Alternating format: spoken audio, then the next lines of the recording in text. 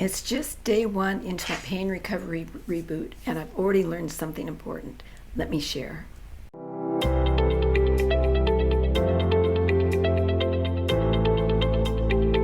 Greetings. It's nice to see you again. And those here for the first time, you're very welcome.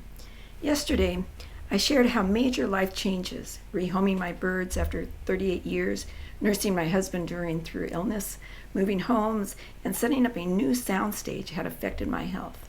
My arthritis stiffness increased and my blood pressure started climbing.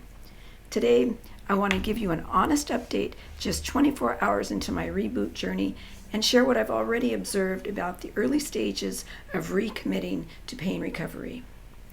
So how did the first 24 hours of my reboot go? In the spirit of transparency, it was both challenging and more rewarding than I expected. My morning began with a gentle 15-minute movement session, focusing primarily on joint mobility. I noticed my body was stiff, almost resistant at first, as if saying, "We haven't done this in a while. Are you sure you want to do it?" But by the end of those 15 minutes, I felt a noticeable difference in my range of motion, especially in my shoulders and hips. What surprised me most was the emotional component. Restarting these practices brought up feelings I hadn't anticipated. A mix of frustration that I had let these beneficial habits slide, but also compassion for myself and the circumstances that led here. This emotional awareness is something I hadn't planned for in my reboot strategy. As for my anti-inflammatory eating plan, I started with small steps, adding turmeric to my morning tea, ensuring adequate protein at breakfast, and drinking more water than I had been.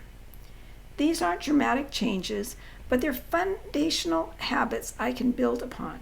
And as we've discussed frequently on this channel, neuroplasticity research suggests our nervous system begins responding to positive inputs right away.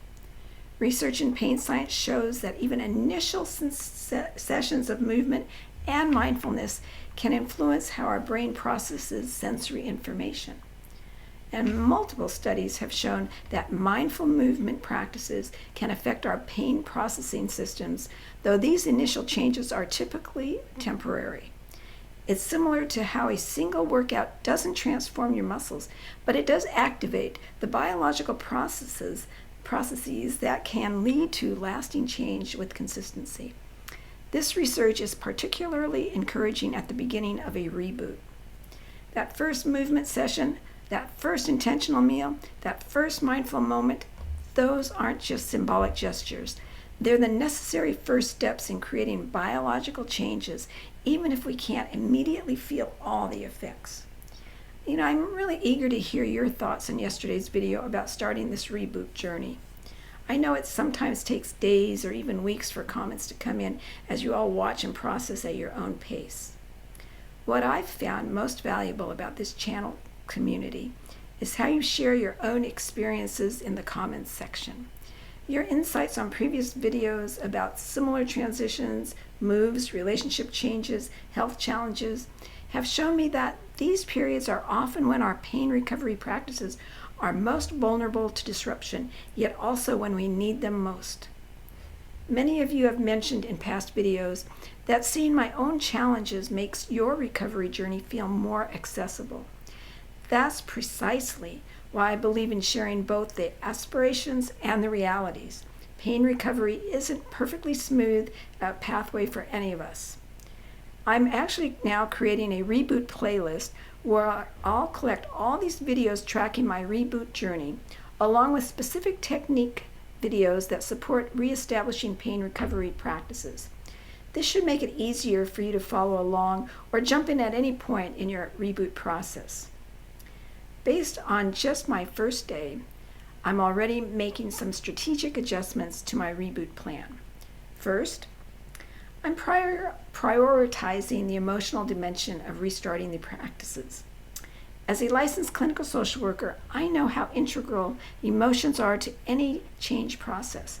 To honor this, I'm adding a brief journaling component to acknowledge both the frustrations and the small victories of each day. This emotional processing creates space for self-compassion during the reboot journey. That's very important. Second, I'm breaking down my anti-inflammatory eating goals into even smaller steps than I initially planned. Instead of attempting a complete overhaul while still unpacking kitchen boxes, I'm focusing on one meal at a time, starting with breakfast, and one specific anti-inflammatory addition each day. Third, I'm being more intentional about joint protection while setting up my soundstage. The repetitive movements of arranging equipment were challenging my wrists and my shoulders yesterday, so today I'm implementing the micro break technique we've discussed before. 30 seconds of counter movement for every 10 minutes of repetitive activity, like this. Most importantly, I'm celebrating the simple act of beginning again. That first step is often the hardest, and I'm acknowledging the courage it takes to restart. For those of you who have also taken that first step, I hope you're giving yourself credit for that important milestone. Now, I'd really love to hear from those of you who committed to your own reboot yesterday. What was your first step? What surprised you about beginning again? Remember, these initial observations aren't about judgment. They're valuable data to help refine your approach. And if you're just joining us on this journey, it's never too late to start. What one small aspect of your pain recovery routine do you think you could activate today? Remember, that first step initiates change at a neurological level, even before you feel the full effects. So tomorrow, I'll share specific techniques for managing expectations during these early days of Reboot, because realistic expectations help us maintain motivation when immediate results aren't yet visible. So it's bye for now, and I'm wishing you a comfortable week.